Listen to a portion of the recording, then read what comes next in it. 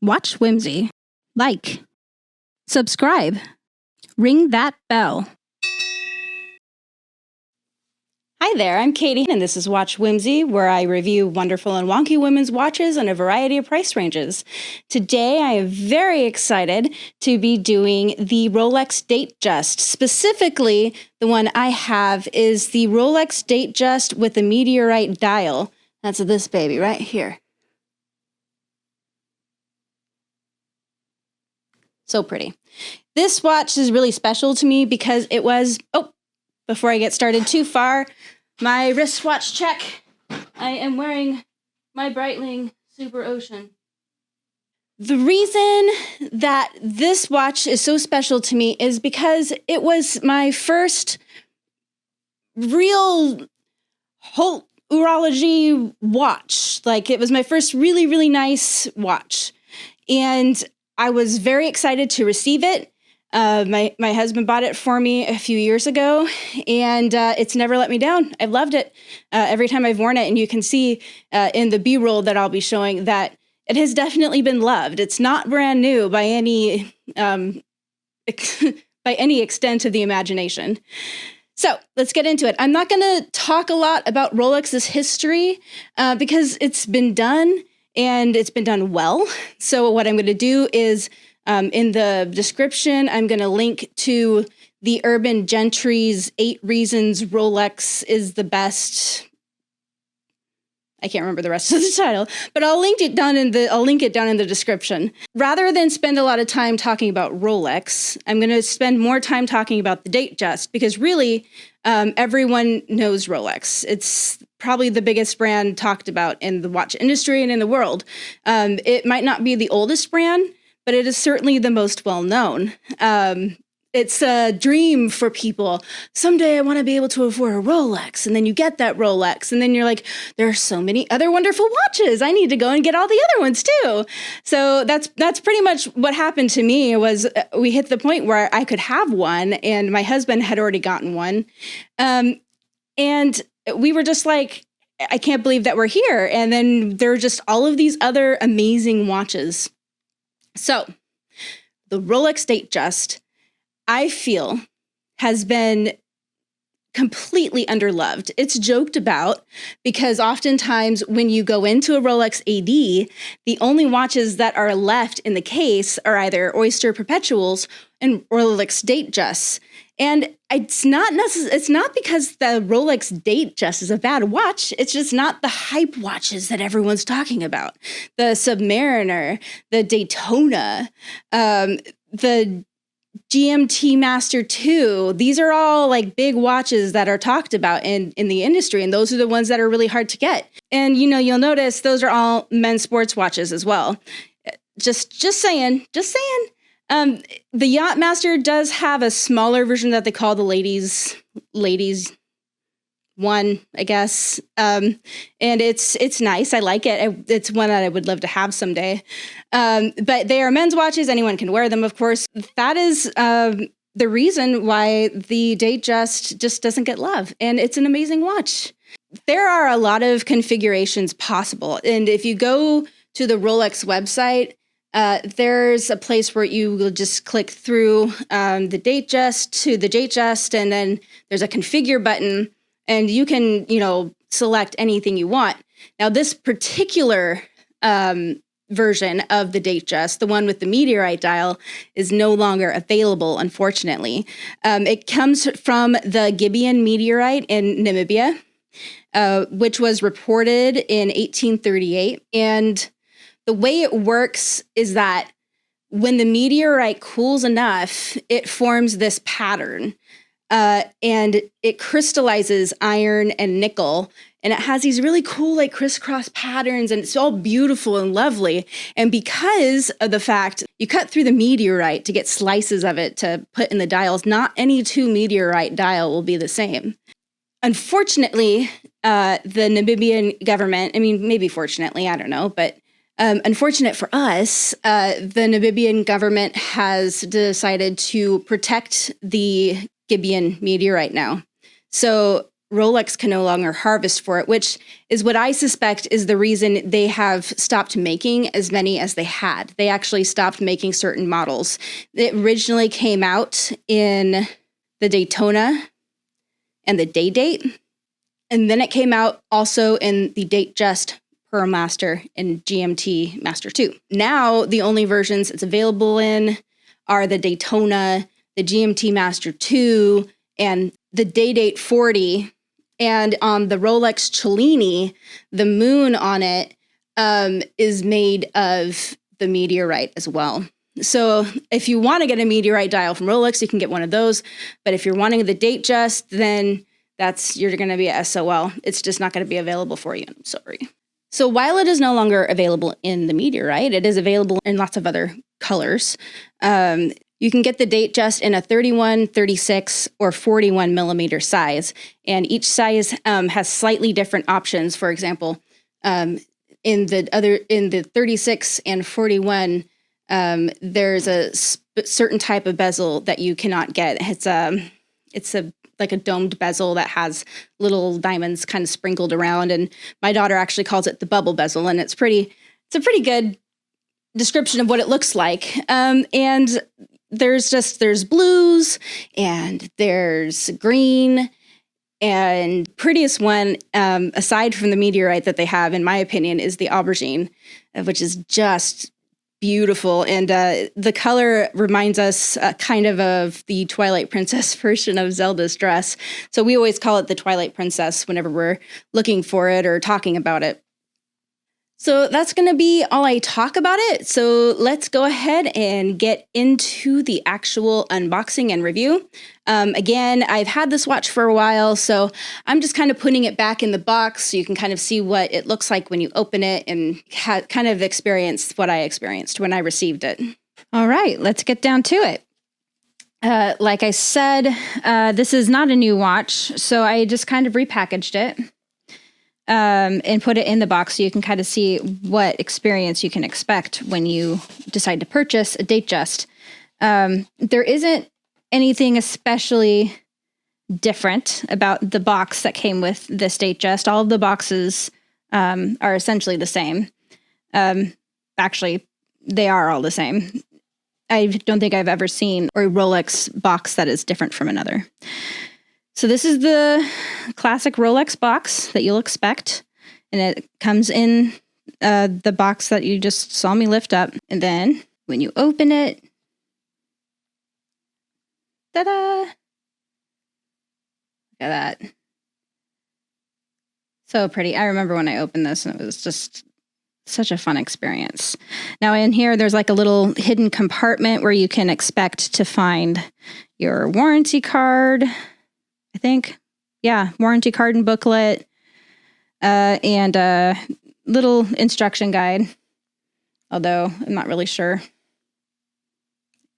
I never actually looked at it, so because it's not really an overly complicated watch. It doesn't really require a lot of instruction. So here it is. It has 2 tags. This one is their internal quality check. So you know that happened, and it means that they have their own precision, quality, all of that kind of thing that they test in Rolex aside from the COSC standards. So this says that they've done all of that. And then you have your regular serial number tag. So you'll take it off, and it's an easy clasp. Boop. And you see there's a link on the bottom, and that's because I needed to remove a link to put it, get it on my wrist. And then we'll go ahead and take these off. Has a bezel protector right here. So we'll remove that. It's a really lovely timepiece. Again, it has the Meteorite dial. Gosh, I can never get over how beautiful this is. I've had it for a couple years, and every time I look at it, it's just amazing. So this, like I said, is the 31 millimeter. It's the lowest size in the regular Datejust, and it's just above the 28 millimeter. That is the ladies' Datejust. It has the diamonds around the bezel, all around. For my watch, it has diamonds in the indices. So there's no numbers, except for at noon, there is the Rolex crown. It says Rolex Oyster Perpetual Datejust at the top.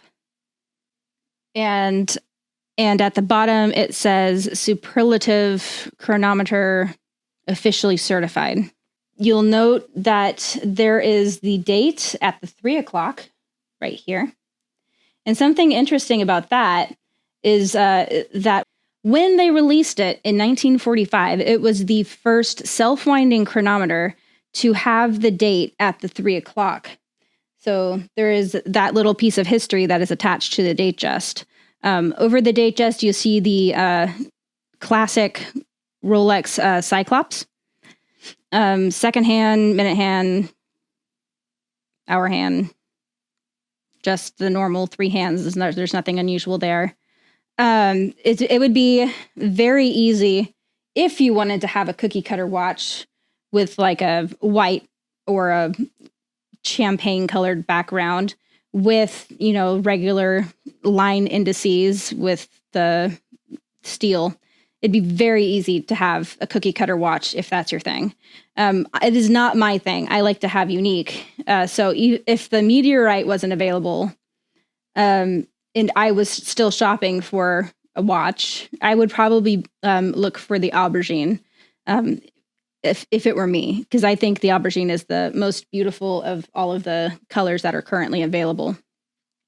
The 36 has that nasty palm that they just released, and I just don't understand that. Some people like it.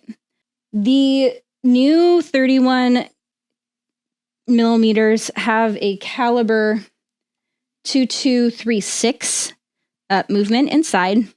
In that new generation, it has better precision, power reserve, and they're more resistant to shock and magnetism, which is really good considering, nowadays there's magnets in just about everything. There's magnets in most laptops. So you don't want to ruin the precision because you put your watch on top of a magnet.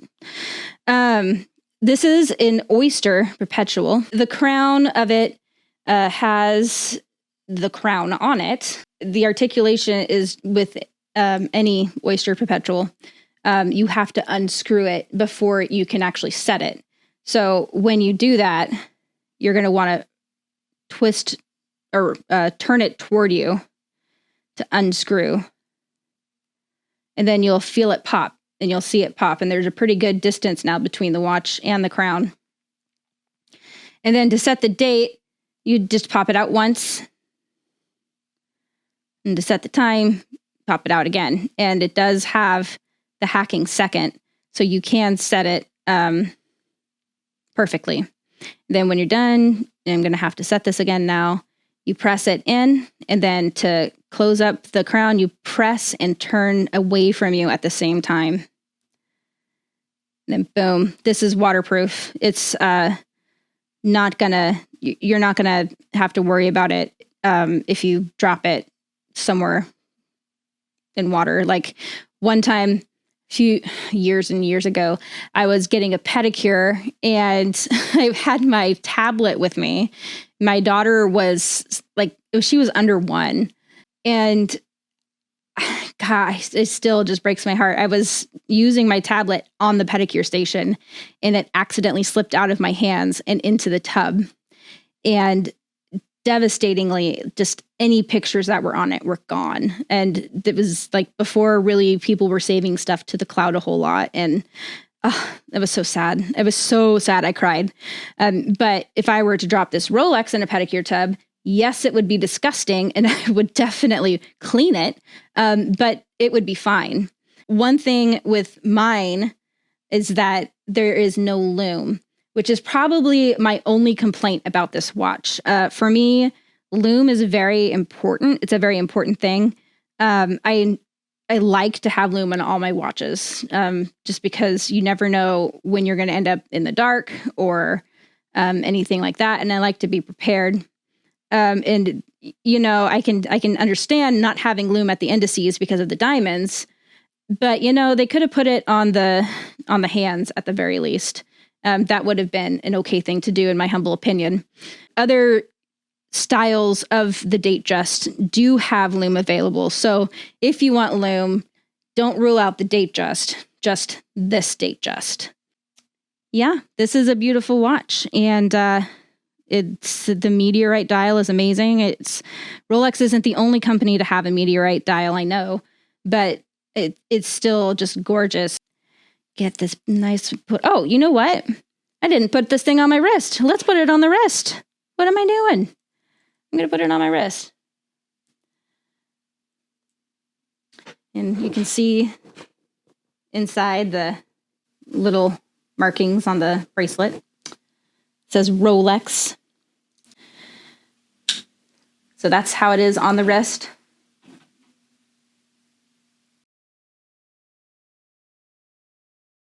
You can see the 31 millimeters looks really nice. My wrist is it's a little less than 6¼ inches around. So it's actually just about right.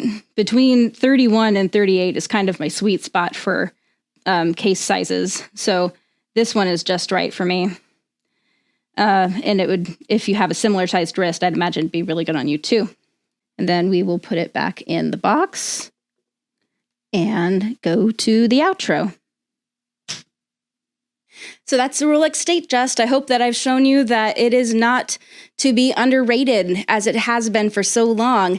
If you're looking for a watch for a loved one and you're wanting to spend a good penny, then this is the watch for you. It falls mainly in the high-end portion of my personal price scale. But if you're going to get diamonds in it, and they're factory diamonds, then it's going to kind of kick you up into the luxury price range. I think the Meteorite one retailed at around $17,000. But the cheapest one you can get is a 31 millimeter oyster steel, $6,600. And you can get a really lovely choice of things going on there. So that's going to be it for this time. I'll see you next time and keep on telling time. Watch Whimsy. Like. Subscribe. Ring that bell.